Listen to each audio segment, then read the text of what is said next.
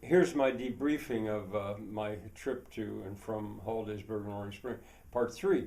Uh, all right, now, disappointed that I didn't have bread to give away and for myself, I continued on.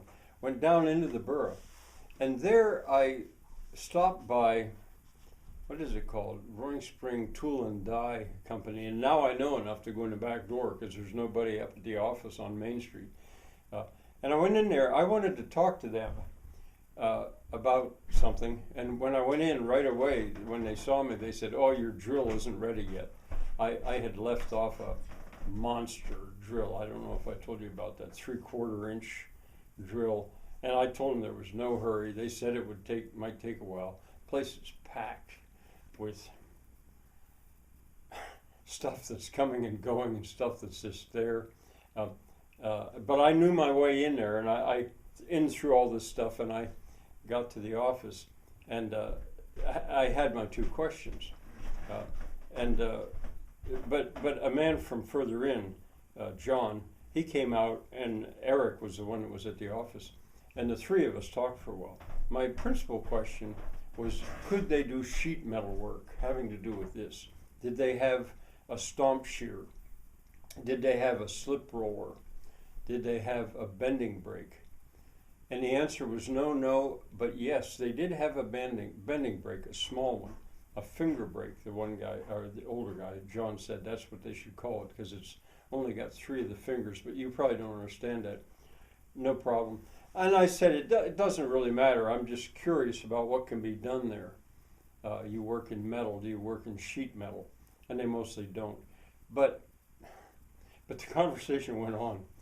It was Friday, the end of the day, and I think they were both quite ready to talk. It surprised me. It went on longer than I thought it would. They wanted to know why I wanted to know, and I said, well, I'm building water wheels and buckets out of sheet metal, light sheet metal, aluminum flashing, and we talked about that for a while, and then we also got talking about the paper mill site and the water power that goes down through there. They didn't know what a Pelton wheel was, but they wanted to know, and they were curious.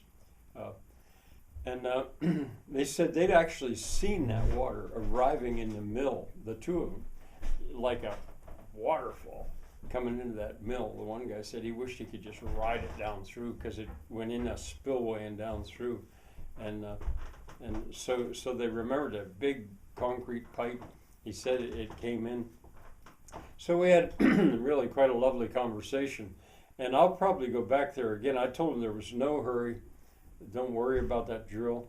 But I may go back next Wednesday because just to continue that conversation a little bit. These are two craftsmen. And I'm going to turn my attention eventually slightly away from the paper mill site and what could be done to craftsmen like that. Sheena is a craftsman. She's a cook. There are a couple of bakers in there. There's a brewer. I'm trying to find who are these craftsmen. And there's 2 metal workers that still live right in the heart, or at least work right there in the heart of Roaring Spring. So that was absolutely a worthwhile discussion. And as I went up, then I got in the car again and drove around. It's a very tiny area, but I parked because I also wanted to stop in at oh man, these names. What is it? K. I'll think of it in a second. That little hole in the wall comes to mind, but something K. It's like a little restaurant there, where Audrey is. But it was Friday.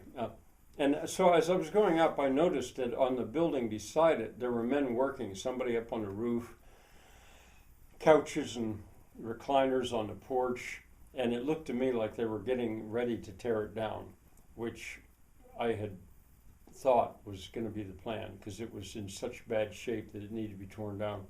But I noticed that they were there and found that interesting. Danny K is the name of the little tiny restaurant, cafe, I guess you'd call it. And then I went in, And here was Audrey, the 88-year-old woman. She was just ready to leave, and she looked at me and said, "What are you doing here?" And I said, "Well, what are you doing here?" Because we both understood that Wednesday was the day that we would usually meet. And she explained, well, she hadn't had a ride Wednesday, but she was in a hurry to leave because it was going to rain. And 88 years old now, using a wheelchair, going down over a curb.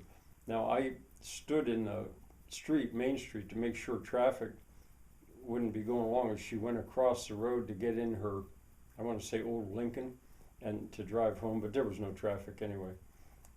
And then I went on in and talked to Sheena, who was busy spooning soup of the day into containers to store for the next day. And we had a nice talk. And one of the things I said to her was, well, next door there, it looks to me like they're beginning to tear that down. And she said, oh, they're not going to tear that down. They're going to fix it up. And I thought, oh, that's such great news, because this is on Main Street now of Roaring Spring. And that building was questionable. Mike at the brewery had said they thought it was so bad they were just going to have to tear it down. But they changed their mind, said Sheena. And so I told her about the new maps, area photographs that I had, and she was interested. But maybe I'll... And then as I left, I was heading to my car, and I talked to one of the guys working there. And I said to him, are you going to be tearing this down? He said, no, we're going to fix it up. And I thought, oh, that's great news. Talked to him a while. He was, and we, once again, people love that town. And I'm not the only one. He said he was born in the old Nason Hospital too, like I was. He and his twin brother, I didn't get his name, but he was saying that, you know, that used to be such a thriving area right there. But then it just suddenly kind of shut down about 2 years ago or something like that. But between us, we didn't exactly say, but they believe in its future, and so do I. Now's maybe a good time to pause again.